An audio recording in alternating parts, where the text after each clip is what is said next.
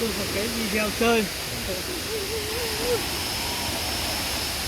nó chỉ thấy tôi chỉ khai chỉ ổn nó thế tôi chỉ phải thắt tình khai thì nó khai nhắc phải nó một cái thắt quen thuộc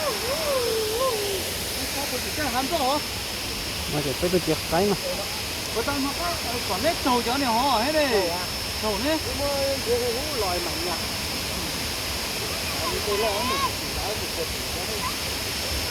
đi lúa hả lúa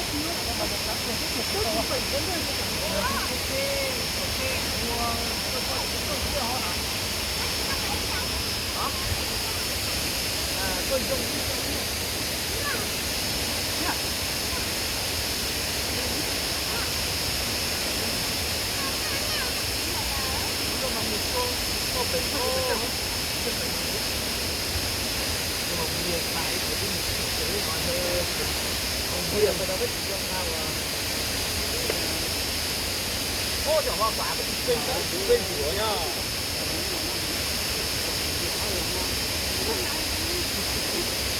vẫn giờ nó chết chi hả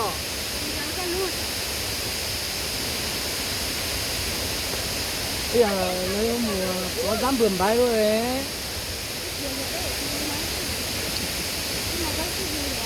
gài lên xong mình ngồi đâu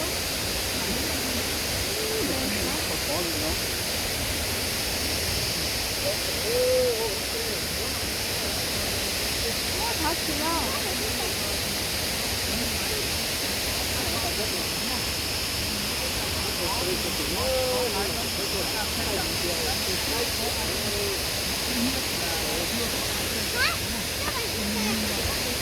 nó cũng một đeo không có đeo thôi người ta đi nói thì nó không đeo điều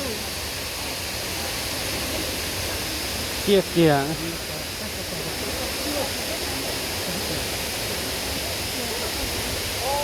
nướng này đã thiết kế được nướng nào chưa cá thôi món này cá cây gì đấy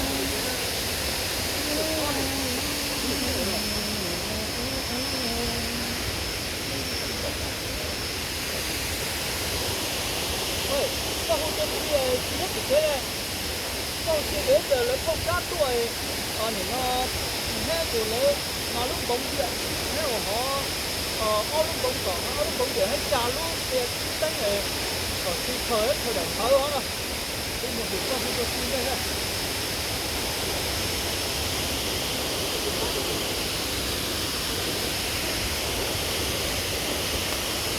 bây giờ đặt cái cành cái đấy về viên con vịt vào chứ mấy tỷ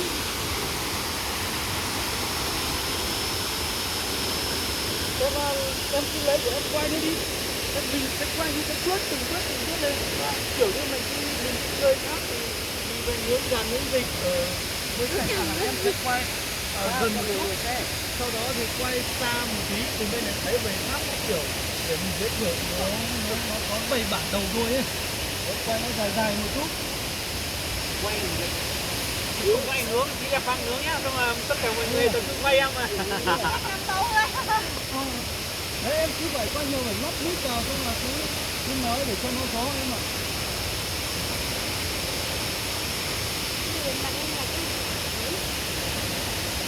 chặt cái khả năng là đi chặt cái cành cây khô kìa chỉ khô này tí chỉ khô này không cái cành cây khô luôn em tôi ná tôi hay tôi nó lúc giá con đâu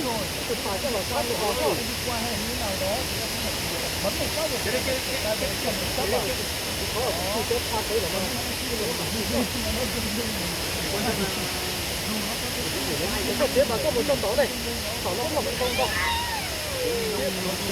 tiếp từ chúng ta lấy cỏ này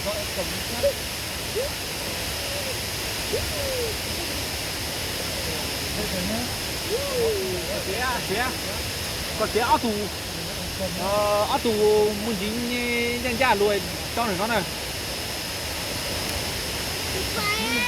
là khơi luôn cơ của bà có họ cá xanh họ có bà mi dâu nữa đó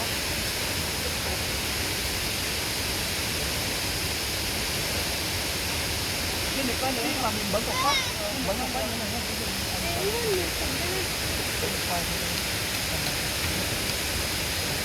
Bấm một phát đó, cái này bấm một phát rồi đưa vào đi chặt cây đó.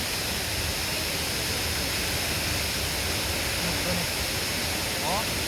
Cây nhá. Đi chặt cây. Ở chỗ mày mới ít cho con không? Chặt lấy mới ít trời cho con. Tỉa. Nhé nặng đà. Tèo. Đảo nhá. Là tao con nè, con chân chơi thế. Ôi à. Có chị ở bên nào mà. Cho cậu uống à? Cái này vào là nó lọc ấy à, hay là phải vào cái này như nói quay thôi ấy. Quay thì em không cần phải cám nữa, nhưng mà riêng mà em quay tôi nó phải nói, quay tôi nói thì nó không người ta mới muốn xem. Nhưng mà bây giờ thì mình đi khám phá thác nước đấy, xong rồi anh em về những vịnh hay những đá ở bờ suối đi, bờ thác đi. Em trông cái mình cũng phải nói chuyện. Nếu phải nói chuyện mà nó khi người ta xem người ta mới có cả hứng để xem theo này. Nhưng nó cứ im thì người ta không muốn xem rồi. Nên em cũng phải lát cái đấy vào.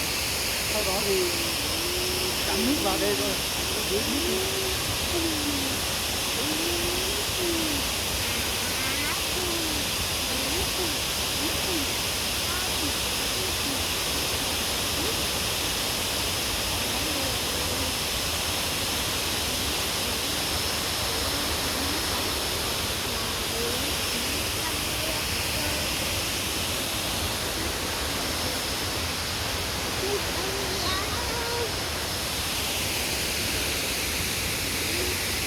Được các bạn đi xe thác.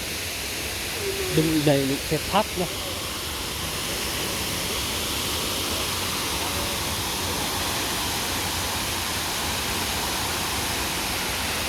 Đường thác này.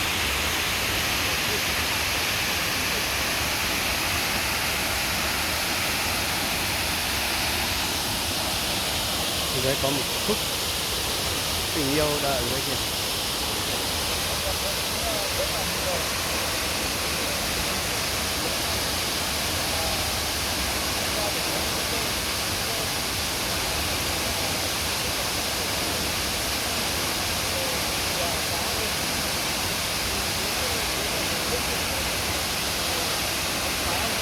Xem nhé. Rồi. Cái thác này rất là đẹp luôn, thác này rất là cao. Tí nữa mình sẽ quay một vài ở dưới chân thác cho chúng ta cùng nhau khám phá và xem nhé. Còn ở đây thì mình